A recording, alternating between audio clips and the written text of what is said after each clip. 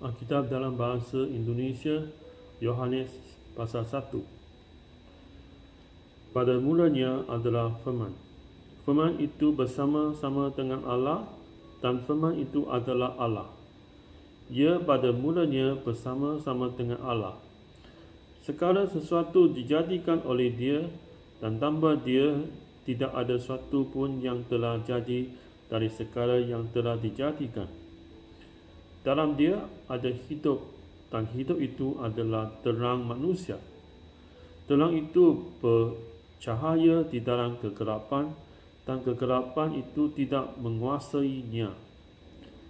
Datanglah seorang yang diutus Allah, namanya Yohanes. Ia datang sebagai saksi untuk memberi kesaksian tentang terang itu, supaya oleh Dia semua orang menjadi percaya. Ia bukan terang itu, tapi ia harus memberi kesaksian tentang terang itu. Terang yang sesungguhnya yang menerangi setiap orang sedang datang ke dalam dunia. Ia telah ada di dalam dunia dan dunia dijadikan olehnya, tetapi dunia tidak mengenalnya. Ia datang kepada milik kepunyaannya, tetapi orang-orang kepunyaannya itu tidak menerimanya. Tetapi semua orang yang menerimanya diberinya kuasa supaya menjadi anak-anak Allah, yaitu mereka yang percaya dalam namanya. Orang-orang yang diperanakan bukan dari darah atau dari daging, bukan pula secara jasmani oleh keinginan seorang laki-laki, melainkan dari Allah. Firman itu telah menjadi manusia dan diam di antara kita, dan kita telah melihat kemuliaannya, yaitu kemuliaan yang diberikan kepadanya sebagai anak tunggal Bapa, penuh kasih, karunia dan kebenaran. Yohanes memberi kesaksian tentang Dia dan berseru, katanya, "Inilah Dia yang kumasukkan ketika aku berkata, kemudian daripadaku akan datang Dia yang telah mendahului aku, sebab Dia telah ada sebelum aku. Kerana dari kepenuhannya, kita semua telah menerima kasih karunia demi kasih karunia. Sebab hukum Taurat diberikan oleh Musa, tetapi kasih karunia dan kebenaran datang oleh Yesus Kristus. Tidak seorang pun yang pernah melihat Allah, tetapi anak tunggal Allah yang ada di pangkuan Bapa, Dialah yang menyatakannya." Dan inilah kesaksian Yohanes ketika orang Yahudi dari Yerusalem mengutus beberapa imam dan orang-orang Lewi kepadanya untuk menanyakan dia, "Siapakah engkau?" Ia mengaku dan tidak berdusta, katanya, "Aku bukan Mesias." Lalu mereka bertanya kepadanya, "Kalau begitu, siapakah engkau? Elia?" Dan ia menjawab, "Bukan." "Engkaukah Nabi yang akan datang?" Dan ia menjawab, "Bukan." Maka kata mereka kepadanya, "Siapakah engkau? Sebab kami harus memberi jawab kepada mereka yang mengutus kami. Apakah katamu tentang dirimu sendiri?"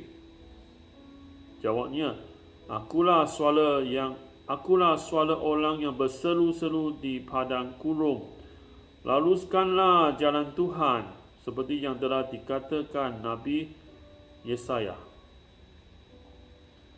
Dan di antara orang-orang yang diutus itu ada beberapa orang Farisi. Mereka bertanya kepadanya, katanya, "Mengapakah engkau membaptis, jikalau engkau bukan Mesias, bukan Elia, dan bukan Nabi yang akan datang?" Yohanes menjawab mereka, katanya, "Aku membaptis dengan air, tetapi di tengah-tengah kamu berdiri Dia yang tidak kamu kenal, yaitu Dia yang akan datang kemudian daripadaku, membuka tali kasutnya pun aku tak layak." Hal itu terjadi di Betania yang di seberang sungai Yordan, di mana Yohanes membaptis.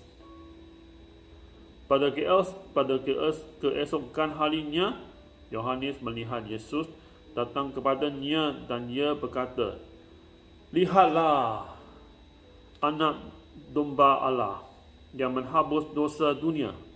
Dialah yang ku maksud ketika ku katakan, kemudian daripada ku akan datang seorang yang telah mendahului aku, sebab dia telah ada sebelum aku. Dan aku sendiri pun mula-mula tidak mengenal dia. Tetapi untuk itulah aku datang dan membaptis dengan air, supaya ia dinyatakan kepada Israel." Dan Yohanes memberi kesaksian, katanya, "Aku telah lihat Roh turun dari langit seperti merpati, dan ia tinggal di atasnya. Dan aku pun tidak mengenalnya.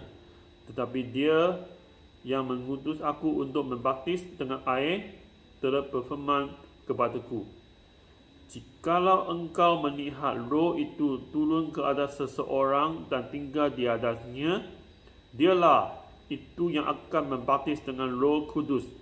Dan aku telah melihatnya dan memberi kesaksian. Ia inilah anak Allah." Pada keesokan harinya, Yohanes berdiri di situ pula dengan 2 orang muridnya. Dan ketika ia melihat Yesus lewat, ia berkata, "Lihatlah, anak domba Allah." Kedua murid itu mendengar apa yang dikatakannya itu, lalu mereka pergi mengikut Yesus. Tetapi Yesus menoleh ke belakang. Ia melihat bahawa mereka mengikut dia, lalu berkata kepada mereka, "Apakah yang kamu cari?" Kata mereka kepadanya, "Rabi," artinya guru, "di manakah engkau tinggal?" Ia berkata kepada mereka, "Marilah dan kamu akan melihatnya." Mereka pun datang dan melihat di mana ia tinggal, dan hari itu mereka tinggal bersama-sama dengan dia. Waktu itu kira-kira pukul 4. Salah seorang dari keduanya yang mendengar perkataan Yohanes lalu mengikut Yesus adalah Andreas, saudara Simon Petrus. Andreas mula-mula bertemu dengan Simon, saudaranya, dan ia berkata kepadanya, "Kami telah menemukan Mesias," artinya Kristus. Ia membawanya kepada Yesus. Yesus memandang dia dan berkata, "Engkau Simon, anak Yohanes. Engkau akan dinamakan Kephas," artinya Petrus. Pada keesokan harinya, Yesus memutuskan untuk berangkat ke Galilea.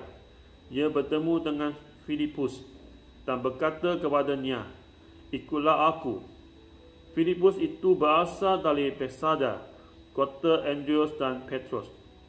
Filipus bertemu dengan Nathanael dan berkata kepadanya, "Kami telah menemukan dia yang disebut oleh Musa dalam kitab Taurat dan kami telah menemukan dia yang disebut oleh Musa dalam kitab Taurat dan oleh para nabi, yaitu Yesus, anak Yusuf dari Nazaret." Kata Nathanael kepadanya, "Mungkinkah sesuatu yang baik datang dari Nazaret?" Kata Filipus kepadanya, "Mari dan lihatlah." Yesus melihat Nathanael datang kepadanya, lalu berkata tentang dia, "Lihat, inilah orang Israel sejati. Tidak ada kepalsuan di dalamnya." Kata Nathanael kepadanya, "Bagaimana engkau mengenal aku?" Jawab Yesus kepadanya, "Sebelum Filipus memanggil engkau, aku telah melihat engkau di bawah pohon ara." Kata Nathanael kepadanya, "Rabi, engkau anak Allah, engkau raja orang Israel." Yesus menjawab katanya, "Kerana aku berkata kepadamu, aku melihat engkau di bawah pokok ara, maka engkau percaya. engkau akan melihat hal-hal yang lebih besar daripada itu.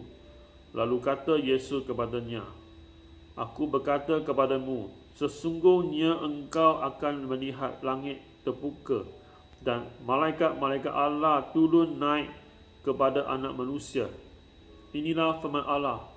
Amin.